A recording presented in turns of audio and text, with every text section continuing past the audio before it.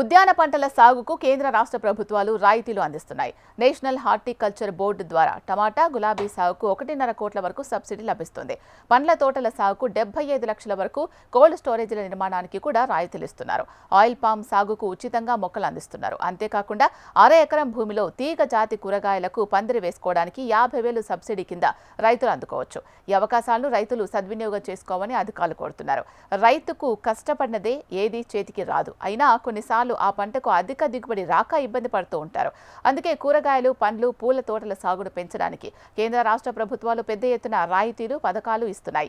ఇవి రైతులు అధిక లాభాలు సంపాదించుకోవడానికి, ఆర్థికంగా నిలదొక్కుకోవడానికి బాగా ఉపయోగపడతాయి. నేషనల్ హార్టికల్చర్ బోర్డు ద్వారా రైతన్నలకు భారీగా సబ్సిడీలు అందుతున్నాయి. ముఖ్యంగా mission for integrated development of horticulture, national mission on edible oils, oil palm, Rashtriya Krishi Vikas Yojana వంటి పథకాలు ఉన్నాయి. ఎవరికైతే సొంత భూమి ఉండి ఆధునిక పద్ధతుల్లో ఉద్యాన పంటలు పండించాలి అనుకుంటున్నారో వారికి ఇవి బాగా పనికొస్తాయి.